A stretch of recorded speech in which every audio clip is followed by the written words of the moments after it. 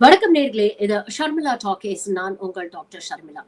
சங்கி மூளை சாணி மூளை அப்படின்னு திரும்ப திரும்ப நாம திட்டுறோமே, இத பத்தி நிறைய பேர் என்கிட்ட கேள்வியும் கேட்டிருக்காங்க. உங்களுக்கு என்னங்க சங்கி மேல அவ்வளவு கோவம், எதுக்குங்க தினமும் திட்டுறீங்க அப்படின்னு. பின்ன முட்டாள்தனமான வேலைகள் செஞ்சா திட்டாம வேற என்னங்க பண்ண முடியும்? நேத்து ஒரு சம்பவம் சொன்னேன் இல்லையா, அந்த இறந்து போன அந்த நேவல் லெப்டினன்ட் உடைய மனைவி இங்க எல்லாரும் ஒற்றுமையா இருக்கணும்னு சொன்னதுக்காக அந்த பொண்ணு மேல எப்படி இந்த கூட்டம் விழுந்து பிராண்டுச்சுன்னு இன்னைக்கு பாருங்க. ஒலிம்பிக் வீரர், நம்ம தேசத்துக்கு பதக்கம் வாங்கி தந்தவரு, ஜாவலின் த்ரோல ஈட்டி எறிதல்ல வேர்ல்டு சாம்பியனா இருக்கக்கூடிய நீரஜ் சோப்ரா, இவர் உலக அளவுல மெடல் வாங்கணும்னு இந்த சங்கிகள் தான் தூக்கி வச்சு கொண்டாடினாங்க. பாத்தீங்களா, இந்தியாவின் தலைமகன் அப்படின்லாம் வச்சு கொண்டாடினாங்க. ஆனா இன்னைக்கு அதே சங்கி கூட்டம் நீரஜ் சோப்ராவை தூக்கி போட்டு மிதிச்சுக்கிட்டு இருக்கு. காரணம் பெருசா ஒண்ணும் இல்லைங்க. நீரஜ் சோப்ரா பெங்களூர்ல மே 24 ஒரு போட்டி நடத்துறாரு. Neeraj Chopra classic javelin throw அப்படிங்கிற போட்டி. இந்த போட்டிக்கு உலக அளவில் இருக்கக்கூடிய ஈட்டி எறியக்கூடிய வீரர்களை அவர் இன்வைட் பண்ணியிருக்கிறாரு. இதுல முக்கியமாக அவருடைய நெருங்கிய நண்பரான பாகிஸ்தான் பிளேயர் அர்ஷத் நதீமையும் அவர் இன்வைட் பண்ணியிருக்கிறாரு. இவர் இன்விடேஷன் அனுப்புனாரு. அர்ஷத் நதீம் என்ன சொன்னாரு அப்படின்னு பாத்தீங்கன்னா, ரொம்ப தேங்க்ஸ் இந்த இன்விடேஷனுக்கு, பட் அன்பார்ச்சுனேட்லி இந்த நிகழ்வுல என்னால கலந்துக்க முடியாது. ஏன்னா மே 22 ஆசிய தடகள சாம்பியன்ஷிப் போட்டிகள் சவுத் கொரியால நடக்குது. அந்த போட்டிகள்ல நான் பங்கேற்கிறதுனால 2 நாள் தள்ளி இந்த போட்டிங்கிறதுனால என்னால வர முடியாது, தவறா எடுத்துக்காதீங்க அப்படின்னு ஆல்ரெடி சொல்லி முடிச்சுட்டாரு. இதெல்லாம் நடந்து முடிஞ்சதுக்கு அப்புறம் தான் பெஹல்காம்ல தீவிரவாத தாக்குதல் நடக்குது. உடனே இந்த சங்கிங்க நீரஜ் சோப்ரா எப்படி அர்ஷத் நதீமை இன்வைட் பண்ணலாம், எவ்வளவு பெரிய தேச துரோகி பாருங்க அப்படின்னு ஆரம்பிச்சுட்டாங்க. வழக்கம் போல அவர் இன்வைட் பண்ணி இவர் வரமாட்டேன்னு சொல்லி எல்லாம் முடிஞ்சு போச்சு. முடிஞ்சதுக்கு அப்புறம் தான் இந்த தாக்குதல் நடந்திருக்கு. இருந்தாலும் நீரஜ் சோப்ராவை இன்னைக்கு சோசியல் மீடியால இந்த கூட்டம் கழுவி கழுவி ஊத்திட்டு இருக்கு. சரி, அவரை மட்டும்தான் சீன்றாங்களா அப்படின்னு கேட்டா, பாவம் அவருடைய தாய், அந்த அம்மாவை அசிங்கமா விமர்சனம் பண்ணி பதிவுகள் போடுறாங்க சோசியல் மீடியால. நீரஜ் சோப்ராவும் அர்ஷத் நதீமும் எந்த அளவுக்கு நெருங்கிய நண்பர்கள் அப்படின்னு பாத்தீங்கன்னா, அர்ஷத் நதீம் கடந்த பாரிஸ் ஒலிம்பிக்ஸ்ல தங்க மெடல் வாங்குறாரு. உடனே நீரஜ் சோப்ராவுடைய அம்மா சொல்றாங்க, நீரஜ் தங்க மெடல் வாங்கினா எந்த அளவுக்கு சந்தோஷம் பண்ணுவேனோ அதை விட பல மடங்கு சந்தோஷம் எனக்கு நதீம் இந்த மெடலை வாங்கினது அப்படின்னு நீரஜ் சோப்ராவுடைய அம்மா சொல்றாங்க. அதே மாதிரி நதீமுடைய அம்மா பாகிஸ்தான்ல, எனக்கு 2 பேருமே என் வயிற்றுல பிறந்த பிள்ளைகளா தான் நான் நினைக்கிறேன், யாரு ஜெயிச்சாலும் அதுல எனக்கு சந்தோஷம் தான் அப்படின்னு அவங்களும் சொல்றாங்க. அன்னைக்கு இந்த சங்கி கூட்டம் அந்த அம்மாவை தூக்கி வச்சு கொண்டாடுச்சு. பாத்தீங்களா எவ்வளவு தேசப்பற்று இருக்கு, பாத்தீங்களா எவ்வளவு ஸ்போர்ட்ஸ்மேன்ஷிப் இருக்கு அப்படின்னு பேசின கூட்டம் இன்னைக்கு அதே தாய அசிங்கப்படுத்தி இழிவுபடுத்திட்டு இருக்கு. பாவம், அவர் யோசிச்சு பாருங்களேன், எந்த அளவுக்கு அவருக்கு வேதனையும் விரக்தியும் இருந்திருந்தா ஒரு அறிக்கையை வெளியிட்டு இருப்பாருன்னு. அந்த அறிக்கையில அவர் சொல்றாரு, தேவையில்லாம என்ன மட்டும் இல்ல என் குடும்பத்தையும் சேர்த்து நீங்க விமர்சிக்கிறீங்க, அபியூஸ் பண்றீங்க, ட்ரோல் பண்றீங்க, கடுமையான வார்த்தைகள் பிரயோகம் பண்றீங்க, இவனுக்கு தேசப்பற்று இருக்கா அப்படிங்கிற கேள்வியை நீங்க எழுப்புறீங்க. என்னுடைய தேச பக்திய நான் எந்த அளவுக்கு தேசப்பற்றோட இருக்கேன் அப்படிங்கறத நான் ஏற்கனவே நிரூபிச்சுட்டேன். இந்த தேசத்துக்காக கடினமா உழைச்சு விளையாடி பதக்கமும் வென்று இந்த தேசத்துக்கு பெருமையை நான் தேடி தந்துட்டேன். அதனால என்னுடைய தேச பக்தியை கேள்வி கேட்கறதுக்கு உங்க யாருக்குமே எந்த தகுதியுமே கிடையாது அப்படிங்கறத சொல்லிட்டு அவர் சொல்றாரு, நதீமா நான் இன்வைட் பண்ணேன். ஆமா, ஒரு நல்ல பிளேயர் இன்னொரு நல்ல பிளேயரை இன்வைட் பண்ணணும் அப்படிங்கிற மனநிலையில மட்டும்தான் நான் நதீமா இன்வைட் பண்ணேன். அவர் பாகிஸ்தானியர், அதனால அவரை கூப்பிடக்கூடாது அப்படிங்கறதெல்லாம் எனக்கு கிடையாது. ஸ்போர்ட்ஸுக்கு முதல்ல மதமே கிடையாது, விளையாட்டு அப்படிங்கறது மதத்துக்கு அப்பாற்பட்டது. என்னுடைய நோக்கமே பெஸ்ட் பிளேயர்ஸ் எல்லாம் இந்தியாவுக்கு கூட்டிட்டு வரணும், இங்க இருக்கக்கூடிய அடுத்த தலைமுறைக்கு மோட்டிவேஷன் கொடுக்கணும். நாங்க எப்படி உலக மேடையில இந்த நாட்டுக்கு பெருமை தேடி தந்தோமோ அதே மாதிரி அடுத்தடுத்த தலைமுறையில வரக்கூடியவங்களுக்கு ஒரு ஆப்பர்ச்சுனிட்டியை ஏற்படுத்தி கொடுக்கணும். இது மட்டுமே என்னுடைய நோக்கம். இதை தாண்டி நான் வேற எதையுமே சிந்திக்கிறது இல்ல. நான் ரொம்ப சிம்பிளான ஒரு பேக்ரவுண்ட்ல இருந்து வந்தவன். எனக்கு இந்த வெறுப்பு வன்மம் இதெல்லாம் தெரியாது. மனுஷங்களா பாக்குறேன். அப்படிப்பட்ட என்னையும் என் குடும்பத்தையும் இன்னைக்கு தேச துரோகிகள்னு சொல்லி எங்களுடைய நேர்மையை கேள்வி கேட்கிறீங்க. உங்களுக்கு என்ன தகுதி இருக்கு, இந்த நாட்டுக்காக நீங்க என்ன செஞ்சிருக்கிறீங்க அப்படிங்கிற கேள்வி அவர் கேட்டிருக்காரு. அதுக்கு இந்த கூட்டத்துக்கு இந்த பதில் இருக்கா? நான் இவ்வளவு நாள் பேசாம இருந்தேன் அப்படிங்கிறதுக்காக நான் கோழன்னு நினைச்சிடாதீங்க. இல்ல நீங்க பேசுறதெல்லாம் உண்மையாயிடும் அப்படின்னு நினைச்சிடாதீங்க. இந்த விளக்கத்தை கொடுக்கணும் அப்படிங்கிறதுக்காக தான் இந்த அறிக்கையை வெளியிட்டு இருக்கிறேன் அப்படின்னு சொல்லியிருக்கிறார். இதை மிகவும் வேதனையுடன் நான் பதிவு பண்றேன் அப்படிங்கறதையும் சொல்லியிருக்கிறேன். இல்ல நான் தெரியாம தான் கேட்கிறேன், உங்களுக்கு எல்லாம் வெக்கமே இல்லையாடா?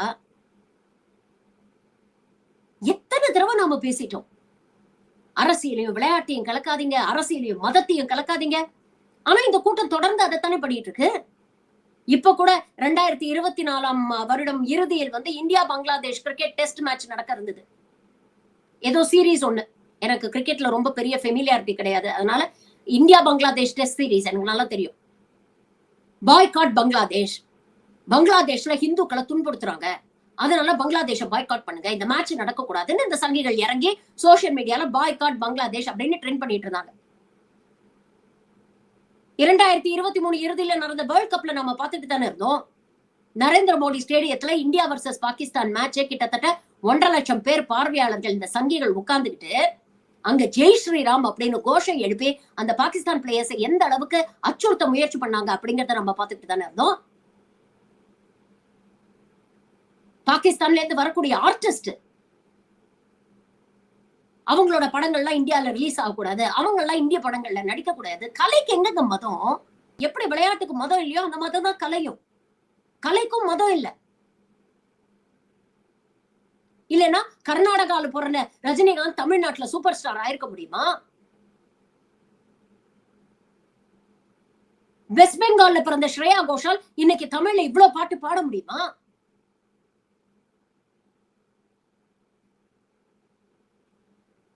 சில விஷயங்கள் மதத்துக்கு அப்பாற்பட்டது, சில விஷயங்கள் அரசியலுக்கு அப்பாற்பட்டது. அதை இந்த மூளைக்கெட்ட கூட்டம் எனக்குமே புரிஞ்சுக்காது. அதே இவங்களை சார்ந்த யாராவது இந்த மாதிரி ஒரு விஷயத்த செஞ்சாங்கன்னா பாருங்க, 2 நாட்டுக்கு இடையே நல்லிணக்கத்தை பேண்றாங்க அப்படின்னு பேசுவாங்க. உதாரணத்துக்கு பிரதமர் நரேந்திர மோடி 2015 வருடம் டிசம்பர் 25 எனக்கு நல்லா ஞாபகம் இருக்கு. ரஷ்யாவுக்கு போயிட்டு காபூல் வழியா ஆப்கானிஸ்தான் வழியா திரும்பி வராரு இந்தியாவுக்கு. திடீர்னு என்ன தோணுச்சோ என்னன்னு தெரியல, பாகிஸ்தான்ல ஸ்டாப் ஓவர். திடீர்னு போய் அங்க இருக்கக்கூடிய அவர்களுடைய பிரதமர் நவாஸ் ஷெரீஃபை சந்திக்கிறாரு. கேட்டா அவருக்கு 66வது பிறந்த நாள். அது மட்டும் இல்ல, நவாஸ் ஷெரீஃபோட கிராண்ட் டாட்டருக்கு கல்யாணம், அதுக்கு விஷ் பண்ண போனேன் அப்படின்ட்டு போய் இந்த ஆளு பல்ல இழிச்சுட்டு அங்க போய் நின்னாரு. அவங்க வான்னு கூப்பிடல, அழையா விருந்தாளியா இவரே நான் வரட்டுமா உங்களை பாத்துட்டு போட்டுமா அப்படின்னு போய் பாத்துட்டு வந்தாரு. அதை இங்க இருக்கக்கூடிய எதிர்கட்சிகள் விமர்சனம் பண்ணாங்க. இப்படி எந்த முன்னறிவிப்பும் இல்லாம எப்படி நீங்க போவீங்க, அதுவும் இவ்வளவு ஸ்ட்ரெயின்ட் டிப்ளமேட்டிக் ரிலேஷன்ஸ் இருக்கக்கூடிய ஒரு நாட்டோட நீங்க எப்படி இப்படி முன்னறிவிப்பு இல்லாம போவீங்க அப்படின்னு கேட்டாங்க. இத பத்தி 2024 ஏதோ ஒரு மேடையிலயோ இன்டர்வியூல பேசும்பொழுது கூட மோடி என்ன சொன்னார்னா, அவருடைய ஸ்பெஷல் செக்யூரிட்டி இதுக்கு அகென்ஸ்டா இருந்தாங்களாம். இது எவ்வளவு ஆபத்தான ஒரு விஷயம் தெரியுமா? இதை செய்ய வேண்டாம் அப்படின்னு சொன்னாங்க. ஆனா அவங்களுடைய அறிவுறுத்தலையும் மீறி இந்த மனுஷன் இதை பண்ணியிருக்கிறார். இப்ப பேசுங்களேன். போய் நவாஸ் ஷெரீஃபை போய் கட்டி பிடிச்ச ஷால் கிஃப்ட் கொடுத்துட்டு வந்தாரு, பிரியாணி சாப்பிட்டுட்டு வந்தாரு அவங்க வீட்டுல.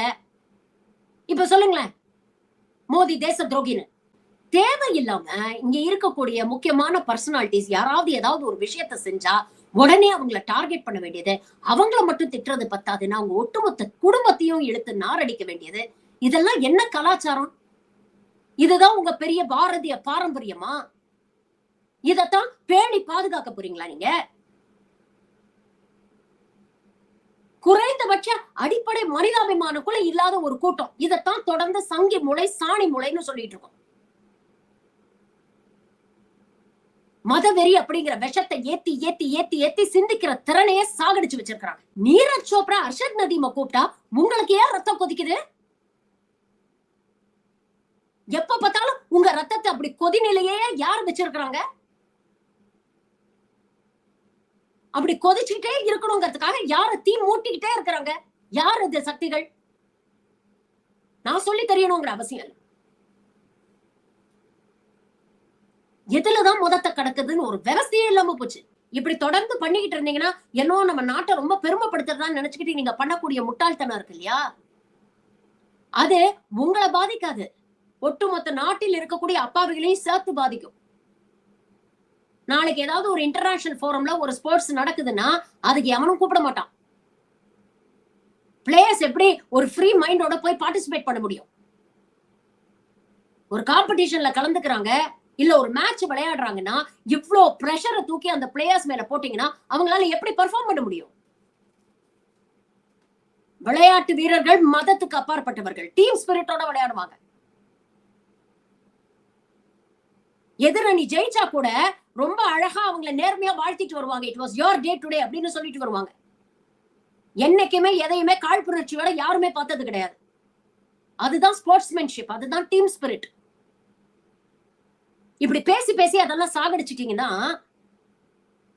இன்டர்நேஷனல் லெவல்ல, குளோபல் லெவல்ல நம்மளுடைய அத்லீட்ஸ் வந்து ஷைனே பண்ண முடியாது. சுத்தி இருக்கிற எல்லா நாடோடையும் சண்டை போட்டுட்டீங்க. மாலத்தீவு மாதிரி சின்ன நாட்டுல ஆரம்பிச்சு சைனா வரைக்கும் எல்லாரோடையும் சண்டை, எல்லாரோடையும் உரசல். இப்படி எல்லாரோடையும் சண்டை போட்டு என்னதான் சாதிக்க போறீங்க? பாகிஸ்தான் பிளேயர் இங்க வந்து விளையாட்டுனா உங்களுக்கு பிரச்சனை, உடனே ஜெய் ஸ்ரீராம் அப்படின்னு ஒரு கோஷத்தை ஏற்படுத்த வேண்டியது. தீபிகா படுகோன் ஆரஞ்சு கலர்ல ட்ரெஸ் போட்டா உங்களுக்கு பிரச்சனை, ஐயோ ஹிந்து மதத்தை புண்படுத்திட்டா அப்படின்னு பேச வேண்டியது. உங்களுக்கு யாருனாலதான் பிரச்சனை இல்ல? இது எல்லாமே உங்க மனசுல இருக்கக்கூடிய இன்செக்யூரிட்டியை தான் வெளிப்படுத்துது. உங்க மதத்து மேல உங்களுக்கு இருக்கிற நம்பிக்கை உங்களோட மட்டும்தான். அதை கொண்டு வந்து அடுத்தவங்க மீது திணிக்க முயற்சி பண்ணாதீங்க. பக்திக்கும் வெறிக்கும் நிறைய வித்தியாசம் இருக்கு.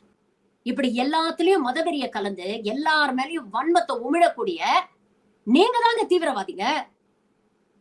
அவனாவது ஒரே நாள் வந்து 10 நிமிஷம் சுட்டுட்டு 27 பேர் போட்டு தள்ளிட்டு போயிட்டான்.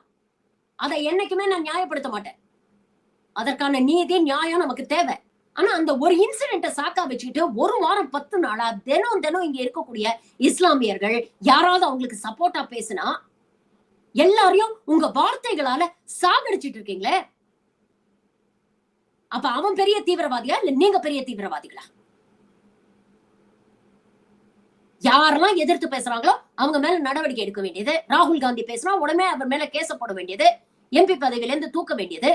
மஹுவா மொய்த்ராவை ஜாயிண்ட் பார்லிமெண்டரி கமிட்டி போட்டு விசாரணை பண்றோங்கிற பேர்ல அசிங்க அசிங்கமா கேள்வியை கேட்டு அவமானப்படுத்த வேண்டியது. இல்லைன்னா பார்லிமெண்ட்டுக்குள்ளேயே ஒரு இஸ்லாமியர் அப்படிங்கறத பார்க்காம அசிங்கமா திட்டுறாரு ஒரு எம்பி. ஒரு அம்மா பார்லிமெண்ட்டுக்குள்ளேயே மிரட்டுது, என்ன ஈடிய ஏவி விடவா அப்படின்னு கேக்குது. என்னதான் நினைச்சிட்டு இருக்கீங்க உங்க மனசுல நீங்கெல்லாம்? இல்ல எவ்வளவு நாள் தான் இப்படி உருட்டி மிரட்டி இங்க இருக்கக்கூடிய சமூகத்தை உங்க கைக்குள்ள வச்சுக்க போறீங்க? என்னைக்காவது ஒரு நாள் இதெல்லாம் எதிர்த்து திரும்ப கேள்வி கேட்பாங்க. அது கேட்கும் பொழுது மக்கள் போராட்டமா வெடிக்கும். அப்ப வரும் உங்களுடைய பாசிசத்துக்கு எக்ஸ்பைரி டேட்.